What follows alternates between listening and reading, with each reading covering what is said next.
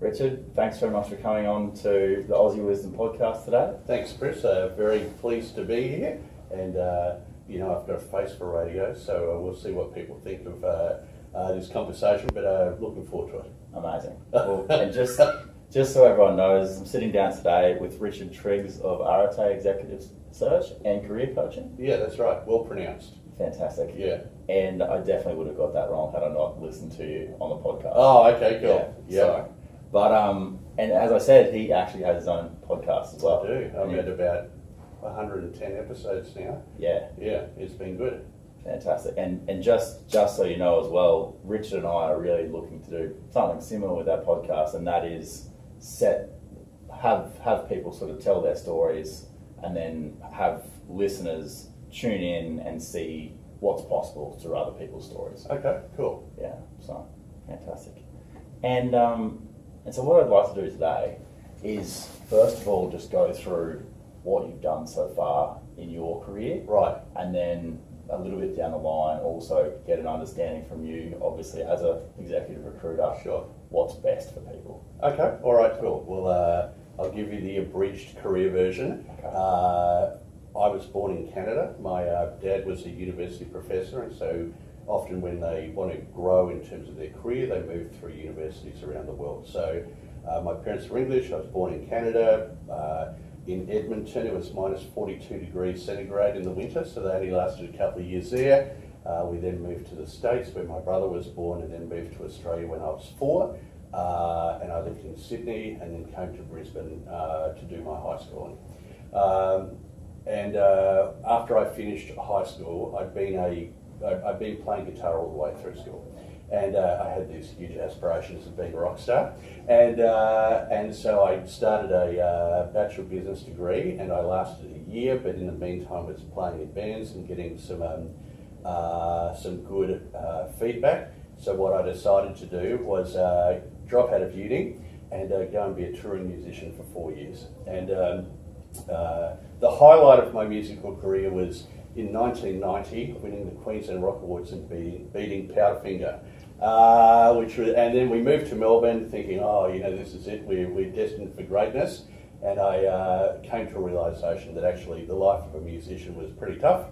And so I rang my parents and said I want to come home, and I came back and finished my degree. It took 8 years to do my undergraduate. And then I went into sales roles, and then into operational roles, and then into general management roles, predominantly within the facility management industry. So I worked for a division of P&O which was sold to Spotless, and then that I exited to join a national private company as essentially their chief operating officer. And then I went back to uni to do an executive MBA at QT. And like most people who do an MBA, I started to think, what did I want to do when I grew up? Mm-hmm. The company I worked for, my boss was 50, he'd just taken equity, he wasn't going anywhere. So I went to a recruiter that I'd been a client of and said, it was probably time for me to make a move. Mm-hmm. And he said, why don't you come into the recruiting industry? Wow. And that was that. And 17 years later or thereabouts, I've just turned 50. Mm-hmm. Here I am in this space.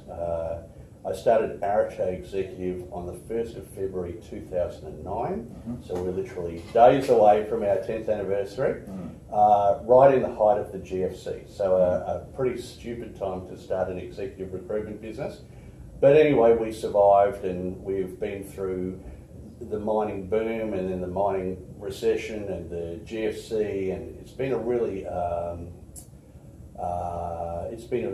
a really challenging 10 years. But by the same token, we're 10 years old, we're still here. Mm-hmm. In fact, our business is going extraordinarily well at the moment. In 2014, I went and did a program called Key Person of Influence. Have you heard of that before?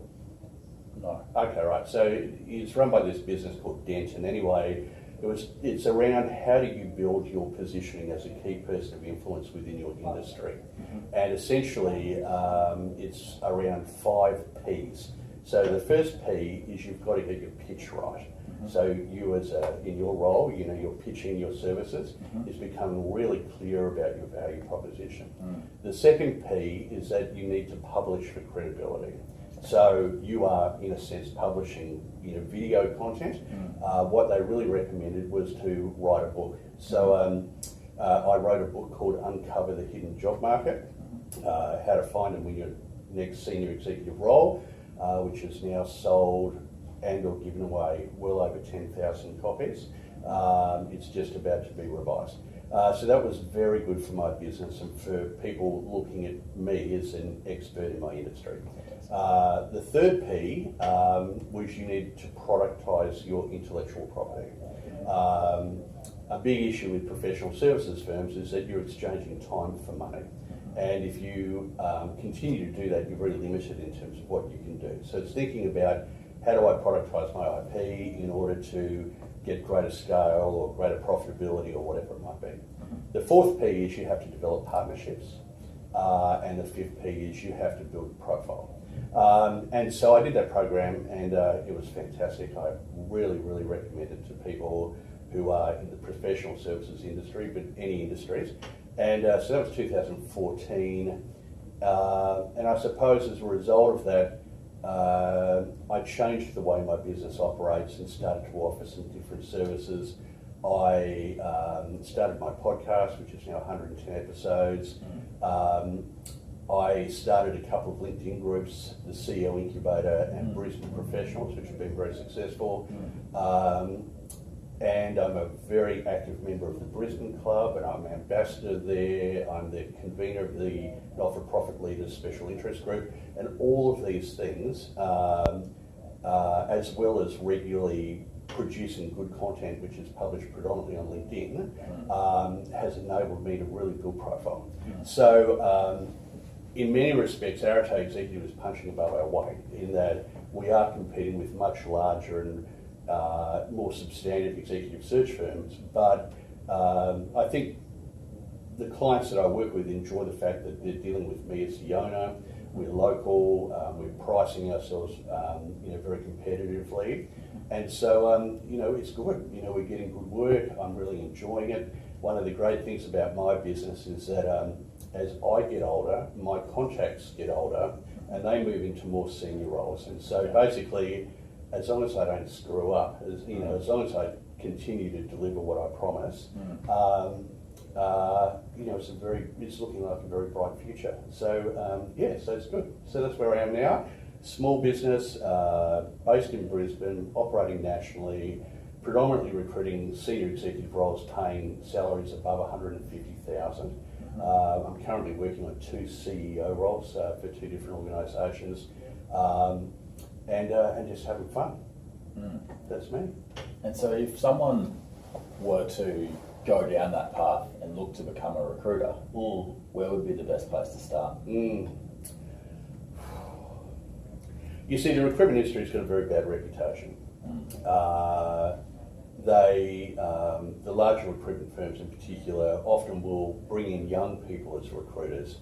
They'll blue sky them in terms of, come into the recruiting industry, you'll make so much money and you'll change people's lives and it's fantastic. And then people come in and they realise that it, probably a lot like your space, it's very much a sales role. The recruitment industry's got a very high churn rate. I think the stat was something like 80 to 90% of people who come into the recruiting industry leave within 2 years, never to come back. The other issue with the recruiting industry is, unlike the majority of professional services organisations, they will work on what we call a contingent basis. So an organisation will say to them, we've got a vacancy, we're going to get 5 different recruitment companies to present candidates, and whoever presents the best candidate wins and gets paid, and everybody else works for free. And the analogy I use is, if you went to a lawyer and said, look, I've just murdered somebody, I'm going to engage 5 lawyers, and whoever gets me the lowest sentence, I'll pay, and the rest will work for free, they'd just tell you to get lost. If you went to an architectural practice and said, I want 5 different architects to design my home, which one I like at the end and build, I'll pay them and the rest work for free. The architects would say get lost. But in the recruiting industry, the recruiters go, oh sure, that sounds fantastic.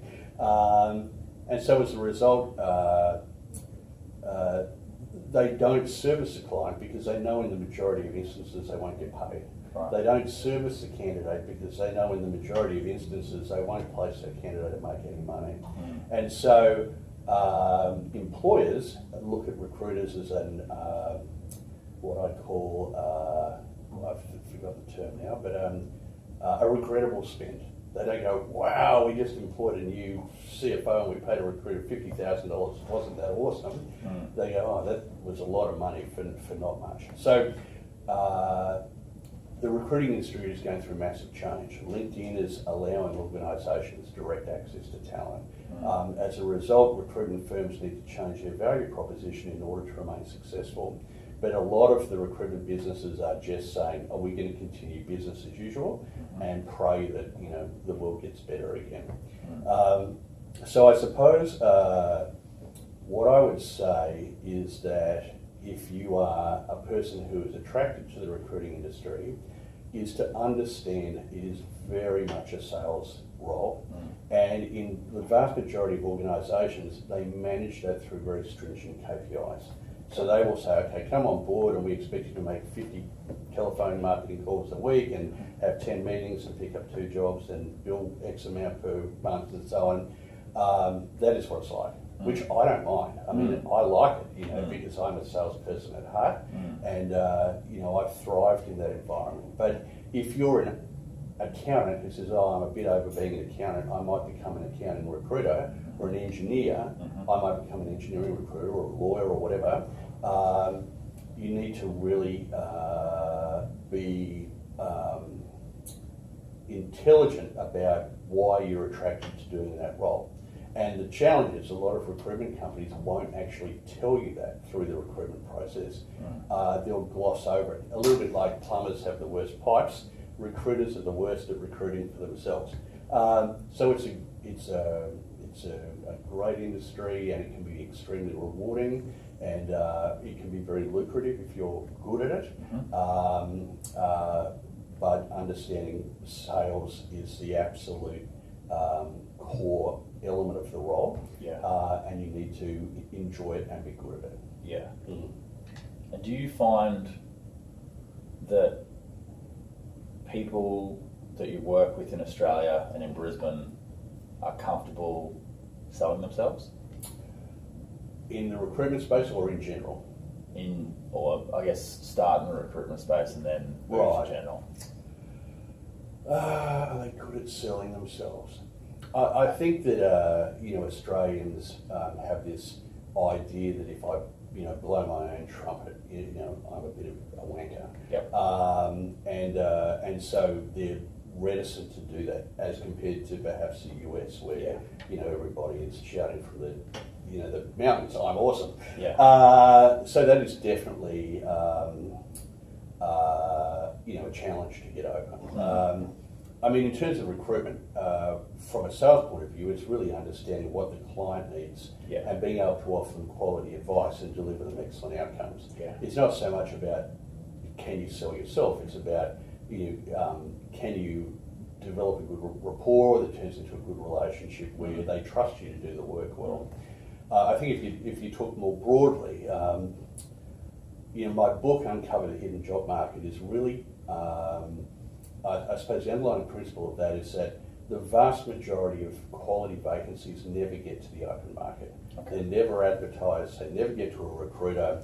Organisations are hiring reactively quality people, and also they are going through their own networks and their own communities to find the people that they need. So if historically you were looking for a new job and you went, okay, cool, I'm going to sit back and look at Seek every day and I'm going to apply for the roles on Seek, you're missing out on a massive percentage of the actual real vacancies there.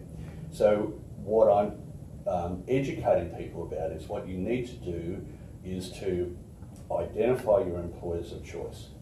get in front of them before they know that they need you, so that when the vacancy becomes available, you're the logical first choice. And that requires the person, the candidate, to actually be proactive in reaching out to those employers of choice and saying, hey, can I come and have a meeting with you? And even though I've, as I said, sold or given away over 10,000 copies of my book, I would suggest that 95+% of people who read it never do it because they're too scared to sell themselves. Right. What if I ring Chris and he doesn't want to meet with me? Well, that's okay, because he's one of 20, 40, 100 people to call. What if Chris, I'm infringing on Chris's time? Chris is a busy guy. Why would he want to talk to me? It's rubbish. Organisations, senior leaders want to hire talent. Yes. They can't hire you unless they know who you are. Yes. They can only know who you are if you get in front of them and you can sell, your value proposition as an employer. But so many people are just too scared to pick up the phone. And I don't know, I imagine in your role, you just got to put on your big boy pants, and pick up the phone, don't you? Exactly. So that was something that took me a long time to get used to, though. Yeah, for sure. I went from being in a sort of more like a professional services role where I was paid to become the smart guy. Yep. And then when I moved into sales, and it was in Canada actually. Oh, really? As I said earlier, I was born in Canada, right? Yeah. Okay. Yeah. So it was over in Toronto. Okay, sure. Yeah. I struggle with the idea of cold calling or or door knocking or doing anything to be direct outrage. I wasn't used to it. And it took me a while to realise that actually it was a skill that I would become good at. Yeah. But it needed to be drilled into me, and I needed to buy into the fact that I needed to do it in the first place. And 2, it worked. And 3, it was a good use of my time. Sure. Yeah. So it was quite a long process. And I actually, there was one book that I found helped me a lot, and it was written by Dan Pink, and it's written To Sell is Human. Okay. And that one really just got me clear on the fact that in our everyday lives as parents or friends or employees, we may not call ourselves salespeople, but we're having to influence and get people over the line to get things done. Yeah, absolutely. If you're a surgeon and somebody comes to see you and you need to convince them to have an operation, you're selling them. If you are an engineer in an organisation and you want some changes made, you need to influence your boss. You're selling. Everybody is selling all the time. So I absolutely agree with that. But I think one of the interesting things I learned was, and I can't recall where I learned it from, but is this idea of you need to touch somebody at least 6 times in order to start a quality sales process. Right. And another idea, which is called permission marketing, which is basically you're asking people's permission to call them, right? And one of the great things about LinkedIn is that it's very easy now to identify, who those people are and how to get in front of them. So, for example, if one of your employers of choice, is Morgan's, and you can go onto the Morgan's website and look at the executive leadership team, you can identify, well, who would I most likely report through to? And then you can go onto LinkedIn, and 99 times out of 100 now, they'll have a LinkedIn profile. You can send them a connection request. And then once they connect with you, you've started a relationship. And so, again, I talk about it in my book. For me as a salesperson, selling recruitment or a candidate is the idea of, okay, let's say that I'm wanting to sell something to you. So what I do is I send you an email, hey Chris, I'm going to give you a call to have a chat about blah, blah, blah. Touch number 1. Then I ring up, hi, can I speak to Chris? I'm not ringing reception and saying, have you got any vacancies? Can I speak to Chris? And then if I leave a message for you, that's a second touch. If I ring again, that's a third touch. If I send an email saying, look, Chris, I've tried to call you a couple of times, obviously you're really busy, I'll try again in a month, that's a fourth touch. In a month's time, I ring again, that's a fifth touch, so you don't talk to me again because you're a busy dude. That's another touch. And then I send another email, hey Chris, look, I've just rung for you again, I'll give you a try in another month. And in a month's time, I ring again. By this time, you're thinking, far out, if I don't meet with this dude, he's just going to drive me crazy forever. Plus, I've shown that I've been assertive without being aggressive about it. Yeah. And also, I've said I'm going to ring in a month, and then I ring in a month. Yeah. And then I'm going to ring in a month, and I ring in a month. And so I'm showing that I'm proactive, that I'm consistent, that I follow through on the commitments I make, and you meet with me. Now, if I had rung you the first time and said, hey Chris, can I have a meeting? You go, yeah, sure. You probably say that to everybody, right? Okay, so that it's not necessarily as good as if I've been through this process of starting to build this relationship with you. By the time I do meet with you, you've got a consideration about what I'm all about. Yeah. And the other thing is that you can, with your LinkedIn profile, ensure that it's called the zero moment of truth in marketing.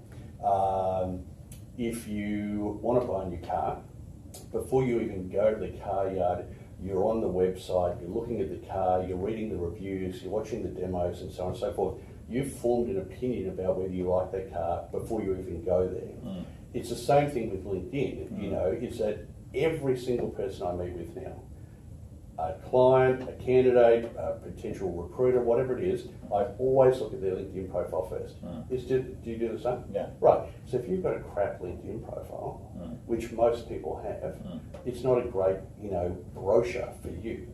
If you have a really good LinkedIn profile that is of a high quality, it really, presents your skills and your unique selling proposition and so on, then when somebody looks at it, they'll go, hey, this guy looks, really legitimate. They're much more likely to want to meet with you. So going back to your point about, back in the good old days of cold calling, I mean, that was pretty crap, wasn't it? Ring 50 people out of the phone book or whatever it might be. Now, you can look at their LinkedIn profile. If you're a bit sneaky, you can try and look at their Facebook. You can learn about them before you call them. You can build a relationship on email. It's much, much easier, don't you think? Absolutely. Yeah. I actually had a friend today, I saw on his LinkedIn profile that he's got a new job. Right. And I spoke with him at the end of last year, and things sort of hadn't worked out with his employer, and he was made redundant. Right.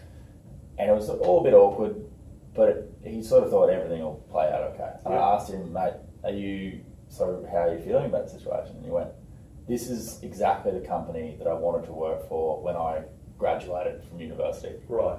And what stands out to me about my mate Desi is that he did the emailing. He reached out to the people that you want to work with. Right. And it worked. Yeah. And I didn't necessarily know that other people were doing that. Right. But I knew that he definitely was. He was hungry, he was doing the work, and it's worked for him. Yeah. So I'm really excited to see that that's how it's played out. Right. Well, I run these workshops called, they used to be called Always Stand Out, now they're called a Career Accelerator Workshop, and typically we get about 50 people in the room, and I say, okay, how many of you are in leadership roles? Right. Every hand goes up, because they're the kind of people I deal with. Okay, if a high quality candidate reached out to you and asked you for a meeting, and you looked at their LinkedIn profile, and you could see that they were quality and it was relevant, would you meet with them? Every hand goes up. Okay, well, why aren't you doing it? And people aren't doing it, And then, so do you mean people aren't reaching out to them, or people aren't saying they'll meet with the person? They're not reaching out. Right. Yeah. I recently met with the CEO, and he said, "Oh, Richard, I read your book a few years ago, and it was awesome." And I said to him, "How are you going in terms of reaching out to your employers of choice?" "I'm not doing it." Right. I said, "Okay, you're a CEO," and he's a CEO of a substantive private Brisbane-based organisation. Right. In your role as CEO, how often are high-quality people reaching out to you asking for a meeting? Never. And I said, if they did, would you meet with them? Yes. So why aren't you doing it? The dog ate my homework, the tree fell in the house, whatever it is. Yeah. All these excuses for why, fundamentally, they're too scared. Yeah. I met recently with a human resource director of a mining organisation, exactly the same, looking for a new job. How often do people reach out to you? And she's the human resources director, and she said, very, very rarely. It's mental. Organisations want to hire high quality talent. They are hungry for it, regardless of the economic cycle. Yeah. In a shitty economic time, there is a greater requirement for quality people. So if you believe that you are quality, and if you don't, then what are we even talking for? Yeah. Why wouldn't you reach out to your employers and say, hey, I'm here, I regard you as an employer of choice. I'd love to have a chat to you about my skill set and whether I can add value to your team. Why wouldn't you do that?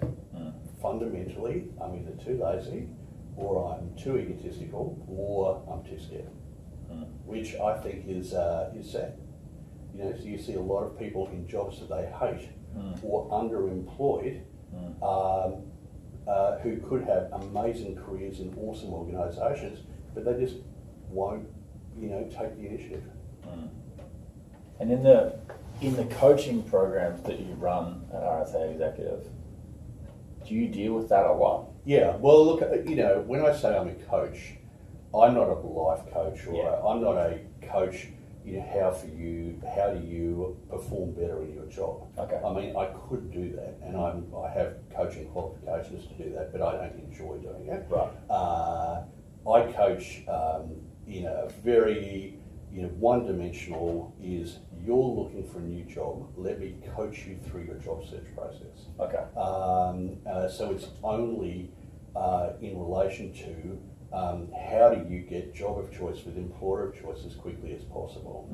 But again, people won't. People read the book and have a coaching session with me, and they say, Richard, I get it, I know it would work, but I'm not doing it. So I only want to work with people who are going to actually follow through and do the things that need to be done. Yeah. So as a result, coaching is a very small part of what I do. Yeah. I run a monthly workshop, and I offer a 90-minute one-on-one session with people, and then I say, I've given you the tools, I've given you the encouragement, I've given you the responsibility. You've got to go and make it happen. It's not, I'm not going to make it happen for you. And so, just obviously, you offer that book and you offer that workshop. Yeah. If people hear this and they say, this is something that I need to learn how to do, Yep. what's the best step for them to go ahead and learn those? Yeah, sure. Well, I've just got a new website which will be launching in a few weeks. But if you go to areteexecutive.com.au, you can get a link to the ebook for free. Okay. We have a portal that people can register their details so that when vacancies become available that are suitable to them, they'll be made aware of that. And also, I run these workshops, and they'll get some marketing about when my workshops are on. So yeah, look, the workshop is, I think, $80. I don't do it for the money. I do it because I have at least 15 people a week who say, oh, Richard, can I meet with you? I want to have a chat about my job search. Yeah. My mate Chris told me to come and meet with you. I don't have time. Yeah. So what I do is I say, once a month, I'll run a 3-hour session. Yeah. I basically do it at cost because it's at the Brisbane Club and it's a beautiful meal, and and then it's up to you. Go pay some money and come along and learn some stuff, and then go away and implement it. Yeah. And then for the executives that you work with, let's say you've come out of school, you've finished university, and you're trying to work out the skill set that you need to build in order to be able to move through the executive development process. Yeah. Are there a couple of skills that stand out above everything else that people are looking for? Yeah, look, in the US, it's pretty much taken for granted that if you want to move into a senior leadership role, you've got to have an MBA. Right. Okay. In Australia, MBAs are not highly regarded. Okay. People want practical, key achievements and transferable skills. Right. Okay, so I'll come back to that in a minute. So, it used to be that you were an engineer and then you moved into a leadership role, and you really only had an engineering degree. So you're moving into a leadership role, and an MBA would say, okay, well, we'll give you a bit of marketing and a bit of strategy and a bit of finance and a bit of HR to give you some rounded out business skills. Or, you know, you've done a non-business degree, you're moving into a leadership role within a business, you go and do an MBA. But what's happened is that the MBA schools are now taking young people who've got no practical business experience, younger people, who do their degree and then they go directly into an MBA. Or they do a business degree and then they do an MBA. But I mean, the reality is there's not much difference. It's so I've done an executive MBA and I'm very pleased that I did. And I go and talk to the MBA schools, their students, about how to get a job. And people always say, oh, what's my MBA worth in the market? And I say, it's not really worth anything. Yeah. You know, it's nice to have. I don't think it's a bad thing to do, but if you think that it's a ticket to a bigger, better, sexier job, you know, think again. From a qualification point of view, my advice is that if you are a finance person, you want to get finance qualifications. You know, go and do postgraduate qualifications that give you a more narrow but much deeper skill set, you know, if it's in HR or marketing or whatever it might be. But, you know, nothing beats doing your job really, really well. One of the challenges, though, is that a lot of people, they don't really know they don't know, well, what does a good job look like? Okay. You know, they get given a position description which is pretty, you know, loose. You know, you're going to do your job and do it well and do it safely. And but understanding, you know, what are the actual quantifiable key deliverables of my role? Okay. So sitting down with their boss and saying, if we were having my performance review in 12 months' time, what would I have needed to do in that year for you to say, Richard, fantastic job, kicked every goal, 100%, you're awesome. And actually get an understanding of, well, what does success really look like? Yeah. And then the next part of it is people in their jobs become very siloed. You know, they go to work, they work in their office or whatever it might be. They don't really get out and build networks. And again, coming back to the hidden job market, networks are very important, you know, to get access to these opportunities. So we were talking before we started, you know, about your monthly sessions, you know, so going along to something like that and meeting people outside your industry and hearing new thinking that you can potentially bring back into your workplace, bring back into your role is very, very important. Yeah. You know, I'm a miner. I work in a mining company. I go to mining conferences where mining people talk about mining is fine, but you know, where are you getting that creative input? But there's lots and lots of ways to do that. The other thing I think is very important is to be very good at articulating. And probably the best thing that I ever did when I was younger is do the Toastmasters, become a competent Toastmaster. Have you done that?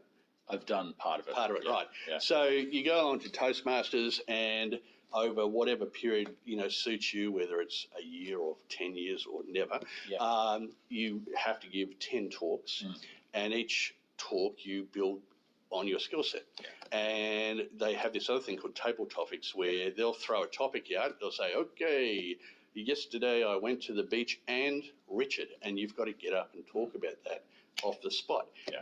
That is an incredible skill to have, you know. And I don't hear much about Toastmasters anymore. But it is, I would regard my CTM, Competent Toastmasters experience, as probably as valuable, if not more valuable, than my undergraduate degree. So, and then, you know, you need to find a good group and you need to commit to it and you're already busy and you might have a family life and blah, blah, blah. And, you know, but if you want to succeed, you've got to, you know, it's not an easy road. Yeah. There's no free ticket to being a CEO. Yeah. I think the thing that I really liked about Toastmasters, and again, I did this over in Canada, was that you're in with a group that you see every week or however often you meet. Yep. And they'll give you feedback, and it will be direct feedback. Yeah. And you benefit from that. Sure. But you also know that everyone's looking out for one another. And they're not just being like dicks. Yeah. So I found that was really good because you don't realise some of the things that you're doing. Yep. Or when you hear yourself, let's say on a podcast like today, or when you see yourself on video, you then can see the things that you've been doing. Yeah. Yep. That you can then improve on. Definitely. But yeah, I'd certainly found Toastmasters was helpful for that. It's just that I didn't stay at the firm long enough for me to finish the Toastmasters qualification. One of the things I found in terms of doing my podcast is in a normal conversation, we do a lot of reflective listening. Yeah. So I'll go, oh, sure, yeah, cool. And you're talking and I'm interjecting, but in a podcast, that actually isn't good, So what I've had to learn, and I'm still not very good at it, is shutting up. And instead of doing the reflective listening to get people to talk more, is doing it, more from a gestures point of view, because if people listen to the podcast and they hear Richard every 5 seconds going, oh, yeah, sure, yeah, cool, it's really distracting. So it's a very different sort of medium, whether you're doing video or podcasts or I haven't really got into the video space yet, but I mean, it's so easy now. The technology is so amazing. But you certainly, people will tell you, Richard, I listened to the podcast. You've got to stop doing that or whatever it is. People will be very direct. Yeah, well, actually, I was chatting with a friend last night, and I said, she's done quite a lot of interviewing. Okay. And she said exactly what you said. Right. Try not to say yes, okay, doing all those things as you're going through it, because it just won't work on a podcast. But obviously, in a normal conversation, that works well. Yeah, exactly. Yeah. And then, so when you became involved with is it called the CEO Incubator? Yep. So what was it that you've really been able to offer as a partner, as being the CEO of that? What's the... Well, ever since I started Arete Executive, I realised that my true value was my community. Okay. I have 30,000 LinkedIn connections. Yeah, I noticed that. And in fact, I've got to cull them because 30,000 is the maximum. So if somebody sends me a LinkedIn connection request at the moment, I can't accept it because I'm full. So I need to cut out, a lot of people that I probably accepted a long time ago, but isn't valuable anymore. And the idea is that this community, which CEO Incubator is aspiring CEOs or more aspiring C-suite executives, so CEO, CFO, COO, etc. Yeah. Aspiring or people who are in those roles that want to, move into new roles or continue to develop their C-suite career, or people who are moving from a C-suite career to a portfolio career, which means they're joining boards, right? So there's a huge community of those people. And what do those people want? Coming back to what we've already talked about, they want ongoing professional development, but they're probably too far in their career that they've either done an MBA or it wouldn't be that relevant to them anymore. So they want ongoing professional development, which is unique and interesting, number one. Two, they want to network with their peers outside of industry. So they want the opportunity to get access to people, for their own enjoyment, as well as for potential, career progression opportunities. And three, they want access to, the best quality jobs. So that was the underlying principle. So I built a group on LinkedIn called CEO Incubator, which is at about 3,500 members now. And what LinkedIn have done now, because LinkedIn were purchased by Microsoft, right? Okay. So whereas a lot of stuff on LinkedIn used to be free, now, you need to pay money for it. The reason I have 30,000 LinkedIn connections is because you can see 3 degrees of separation. So if I'm connected to you, I can see your connections, which are second degree. I can see their connections, which is third degree. In the normal LinkedIn, you only can do that. So when I started Arete Executive, I realized if I had as many LinkedIn connections as possible, what do I need a database for? Right. They're all on LinkedIn. And that gave me a huge competitive advantage because I was a very early adopter of that. Then LinkedIn cottoned onto that and they said, okay, well, what we're going to do is create a LinkedIn recruiter license now, which is about $15,000 a year. Okay. I've got 2 of them, and so if you pay that money, you can see everybody on LinkedIn. So that value proposition was immediately taken away. Yeah. They've also got a product on LinkedIn called Sales Navigator. Have you seen that? Yeah, it's very good. So, right. So in the groups, there was a lot of power in terms of being able to communicate into the groups. They've now closed that out, so you can't do that anymore. So it's a very timely conversation, because what we're having to do now is to migrate those communities from LinkedIn to Facebook. And again, Facebook people have always had this distinction between Facebook's for fun, LinkedIn's for business. Yeah. It's not like that anymore, and you can join groups on Facebook without connecting with people. Yes. So they can't see the picture of your cat and your holidays and so on. Yeah. But that's an education process. But what we're now doing is we're going to build a completely separate platform, which it won't be called the CEO Incubator, but it will enable those things to be achieved, which the LinkedIn community was originally set up to do. And if we come back to the KPI stuff, the reality is that I can only deliver so many recruitment assignments, so I'm limited in terms of how I can grow my business unless I employ further people, or I broaden my recruitment offering, or whatever it might be. But what I can do is I can move into this space of education and community and networks, and some really innovative thinking around some great stuff. And if that turns into a subscription model, where let's say there's 10,000 people who are paying $10 a month or $100 a month, suddenly that gets pretty exciting. So yeah, I'm really looking forward to doing a lot more of work in that space, because C-suite executives, they only need recruitment when they need recruitment. Yes. So if I ring a CEO and say, "Hey, Fred, how you going? It's been a while since we've been speaking.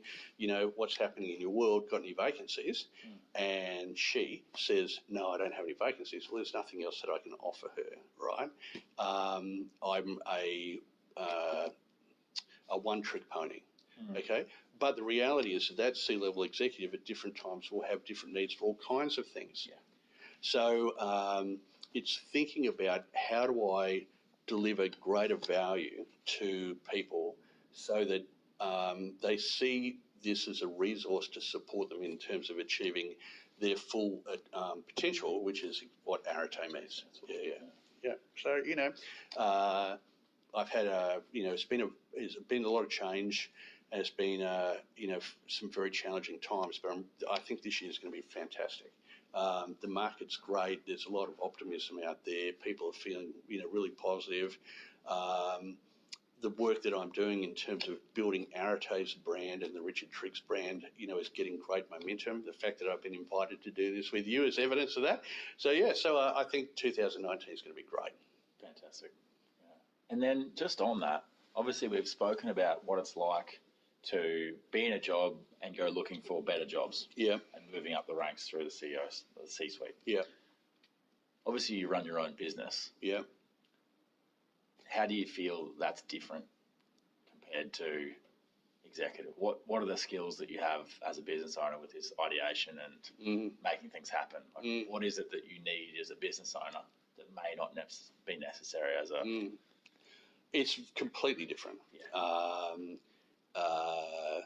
It may not be as completely different as, I'm looking out the window as Cromwell. If I was the CEO of Cromwell or the managing director of Cromwell, then that's one thing. I got a mental blank as to his name. But, when you're running a small business,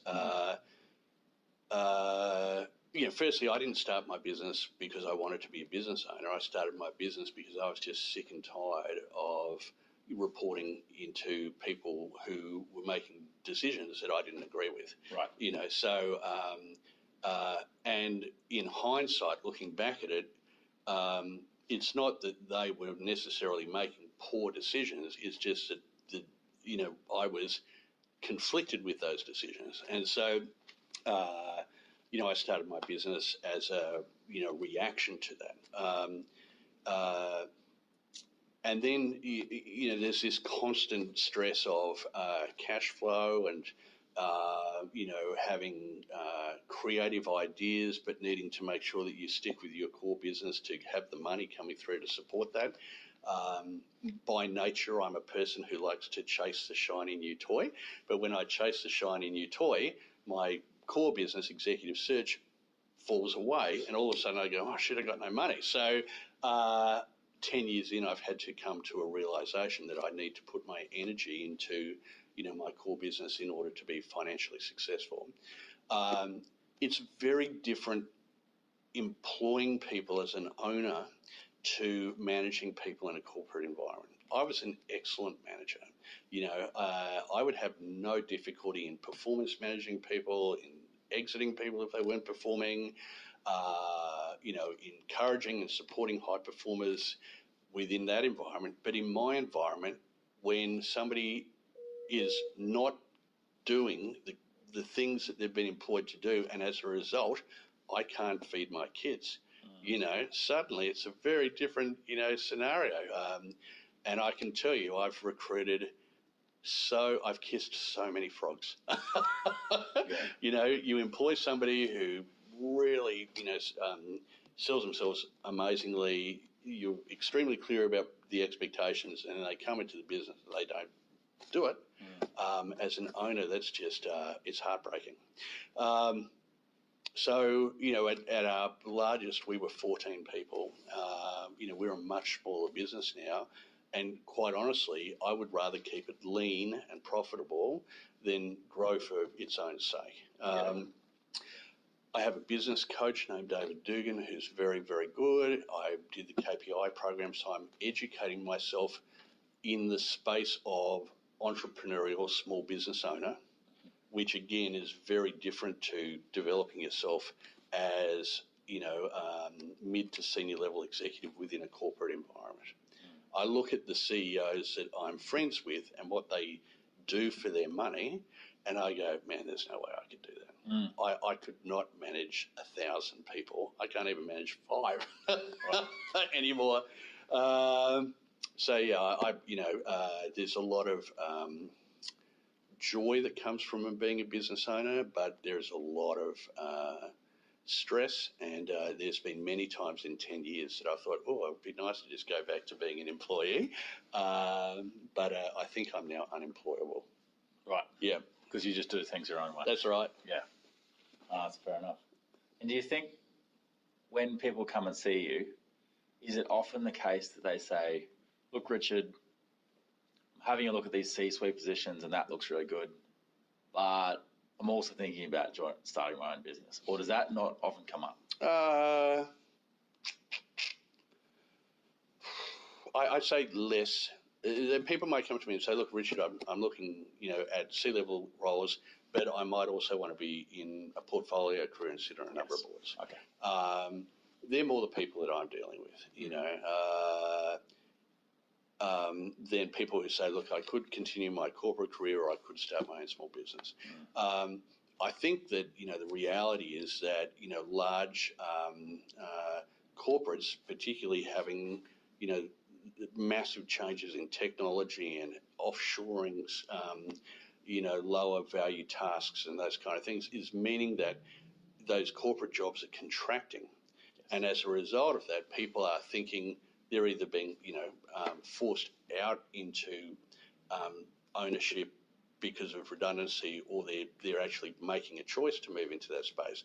And I think that technology is enabling people. So, for example, I have a friend of mine who worked for Rio Tinto in a very, very senior role, took a redundancy last year, did some education about how to build an Amazon retail platform, and is building a business on Amazon. You're selling yoga equipment, and loves it. Works from home, really enjoys having the flexibility, and whilst they're not working, earning the income they were at Rio, they look back at that time at Rio and go, God, that was so stressful, and this is just so much easier. So that is definitely happening. But the reality is if you are a good quality senior executive and you can earn excellent money, I would encourage people to continue to do that and to use that income to fund other things. Walking away from $200,000, $300,000 to move into a board space or move into a small business space, it can be very hard and take a long time to replicate that kind of income. So unless you are motivated by things other than money, staying in the career path of being a C-level or a senior executive can often be the better choice. That's good. And let's say there's someone watching this who is in high school, right, looking at options for university, looks at these people running businesses or on boards running businesses as the pinnacle of what they'd like to achieve. Right. Does it matter if they go to UQ or QT? What should they study? Like, what does it have to be business law? Like, what? Well, look, I've got sort of a bit of a different view in that. I mean, the reality is that. How old are you? 33. 33, right. So the reality is that as long as you look after yourself, you will probably live to be 100. Yeah. Potentially, with all of the medical technology and so you could live a lot longer. And if you're living to be 100, you're probably going to work until you're 80. Hopefully out of desire rather than necessity, right? Yes.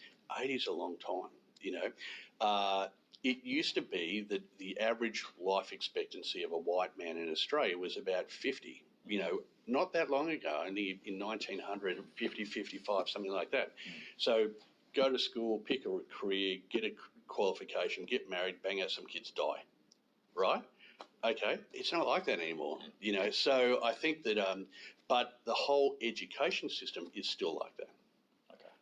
They're still saying, I mean, my son's going to high school in a year, saying, okay, well, you've got to work really hard at high school and then you've got to go and pick the right qualification, you've got to go and do that. It's bullshit. People will have so many changes in their career and they'll do things that haven't even been invented yet. You think about, being a social media specialist or whatever. 10 years ago, there wasn't even social media. So I think this whole thing about, well, should I go to QT or UQ? Should I do business or law? It's just crap, I would say do what you love and have fun, There's societal pressure to do those things is largely removed now. All of this, gender equality and racial equality and the fact that women, are able to have kids and come back into the workplace, and it's going to become a much more fluid environment. So, I think fundamentally it doesn't make any difference. But if you are at 16, 17 and you're saying, I want to be the CEO of BHP, go and do a mining qualification for sure, But if you're 16, 17 and going, shit, I don't know what I want to do with my life, well, good. Take some time, take a gap year, go and join the army, go and be a policeman, whatever, Yeah. I wish in hindsight, that when I was in that space, I'd made some different choices and gone and enjoyed doing some different things. Yeah. I think it's going to be an amazing place for people to grow up. I think that as you come through, and even me, there's so much greater opportunity, and the world is largely a much safer and more, there's never been a better time to be alive. Just have fun. And just on that, did you have mentors throughout your life, or did you sort of work out a lot of things on your own? Did I have mentors? I definitely have mentors now. Yeah. I would say when I was earlier in my career, I was lucky to have an excellent boss, a guy named Peter King, who's the CEO of Benares. When I worked in the facility management industry, he was my boss from when I was about 24. And he was a fantastic mentor, and I worked very hard and I achieved great results, and he was extraordinarily supportive, and he promoted me into more and more senior roles, which had developed me. And so I would say, in most instances, as a younger professional, your best mentor is probably your boss. Right. Now, if your boss is a complete dickhead, a complete narcissist, then you probably need to go and get a different boss, right? You don't have a lot of time to be out there and finding mentors and taking time out of your job to go and meet with mentors and all that kind of stuff. I was on a panel discussion at AIM, Australian Institute of Management, a while ago, around personal brand and for younger professionals. And these people were saying, should I have Instagram, or should I have this, or should I write a book, or should I? It's like, no, just do your job. The best personal brand you can get is by under-promising and over-delivering in your job. If you do that consistently, the opportunities will come and your brand will develop as a result, because people will see you as, an achiever. Yeah. Then when you move into your, more senior career, then that's probably the time to think about getting some either formal coaching or mentoring. I had an amazing coach named Colin Clark, who I recommend very highly, and he literally changed my life. Since then, I've had a number of different coaches. I have a business coach now. So I think a coaching mentoring relationship is really, really important. But if you're, again, an early career person, don't get distracted from just doing your job. That is the best career accelerator that you can have, is to just be really, really good at what you do. I think the interesting thing that you said earlier is, I think this is something that I definitely didn't do early in my career, and I'm not sure whether it's a normal thing that you don't necessarily do it, but you don't know that you can walk up to your boss and say, hey, exactly what is it you want me to do? To say, this is high achievement at the end of the year. Like, can we just have a really clear conversation about what that would look like to make sure that I do that? And then break it down to, well, what's 6 months look like? Yeah. What does 3 months look like? And often, because when I'm recruiting, I go through this process with the hiring manager. What does success look like? They don't even know themselves. Yes. What do they need to achieve? Well, let's get really clear about improvement in revenue, reduction in expenses, growth of team, moving into new markets, whatever it might be. Every role is unique. Even in your environment, your peers, you still, even though you have essentially the same job description, what your role has nuances which are different to the other people. So it's becoming really clear on that, making it very quantifiable, because if your boss says, okay, well, I need you to do A, B, C, D, and E, and here's a very clearly articulated what does success look like, the performance review is pretty straightforward, isn't it? Yes. Here it is, I've done those things, yippee. Or if I'm not on track to achieve those, having the maturity to say to your boss, hey, I'm struggling here. I need some support, or I'm not sure what I should be doing, or maybe what we decided is not actually really, achievable. A boss would much prefer to have that conversation than get to the end and you just go,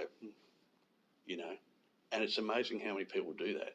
I mean, even in my environment, I've recruited salespeople and said, okay, my only expectation of you is 8 to 12 client meetings a week. 8 to 12 a week, 8 to 12 a week, 8 to 12 a week. Is that understood? Yep. It's in their position description. It's in their performance profile, clearly articulated through the entire recruitment process. They come to start to work for me, 2 meetings, 3 meetings, 2 meetings, 4 meetings. And they don't stay.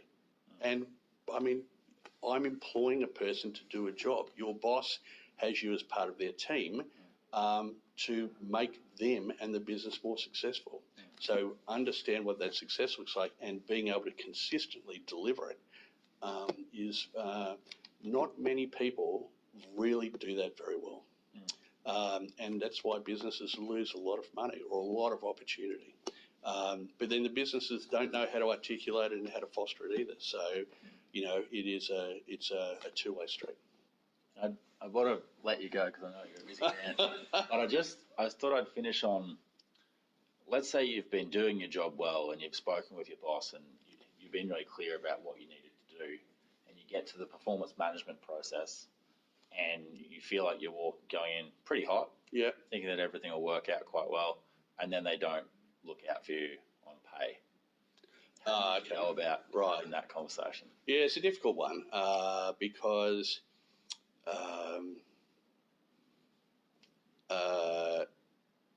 people will often move jobs because they want a bump in money. Yes. Okay, but there are a lot of factors. In fact, we have a tool that's called 11 factors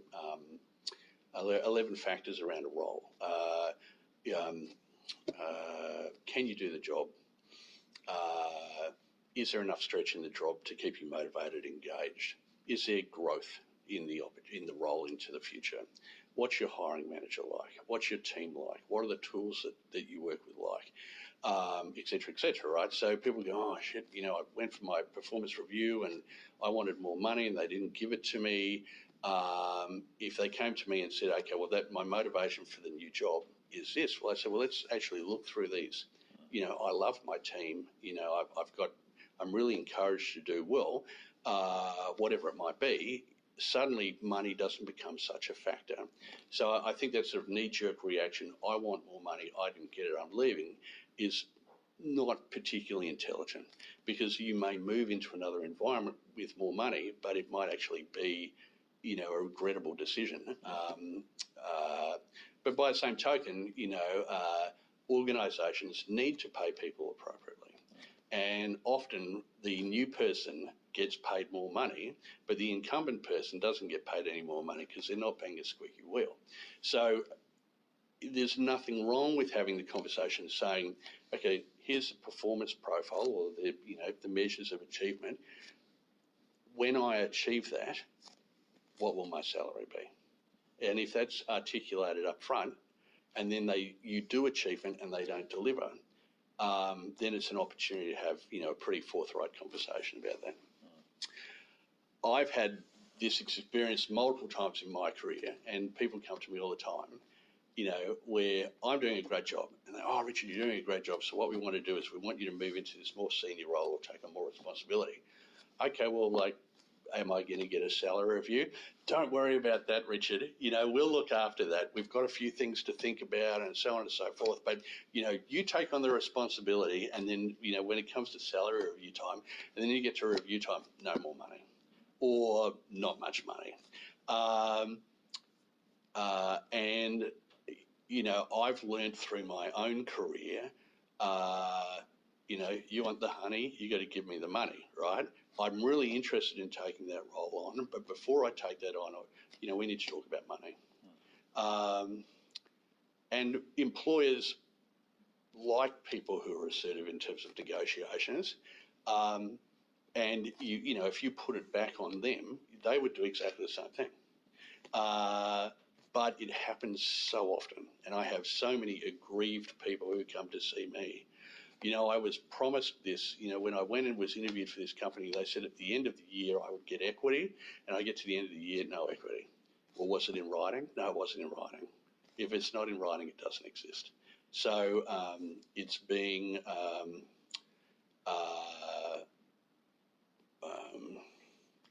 having the confidence to be able to say, this is what I'm worth in the market. If you say, look, I've just gone and met with one of your competitors and they've said that they'll give me $20,000 more money, and the employer says, oh, well, see you then. You've got to be prepared to, walk. So using that as a threat is not very good. But if you're out there talking to competitors about moving to them for more money, you're going to go. Again, it's better to have the internal conversation. What is reality in terms of my future here? responsibility, remuneration, etc., rather than just going to a recruiter or going to other organisations and saying, if I join you, will you give me $20,000 more money? Yeah. That's good. And just finally, based on all you've sort of walked us through today, are there any books or resources which have been really helpful to you that you could recommend? Apart from your own, obviously, right. Check that out. Yeah, Books or resources. Look, I love to read, and I don't read a lot of business books anymore because I'm kind of a bit over it. Yeah. But coming back, I wasn't familiar with the sales book what was the one? Yeah, Selling is Human. To Sell as Human. Right. Yeah. I'm not familiar with that, but I think that developing your skills as a salesperson, regardless of what role you're in, is very important. Yeah. I think as a leader, learning how to have tough conversations is very important, and I've read some good books around that. Look, it's very unique to the individual. My view now about business is if I'm happy and helpful, the universe will look after me. Okay. So I am using my business coach and mentors in terms of helping me to develop my strategy for the business. But largely, I think if you just understand what success looks like and you just work towards that, you're there. And then you pick books, that attract you. Yeah. There's a lot of crap out there. Yeah, absolutely. So there's nothing that I would jump off the shelf at me and say, you must read this. Yeah. I think Og Mandino, The Greatest Salesman, and then another great one called The 1 Minute Salesperson. Have you read that? No. And then there's another great book called The 1 Minute Manager. These are old books. Yeah. And then there's another great book called Who Moved My Cheese, which is about dealing with it. So they're metaphors about, business life, but they're great lessons.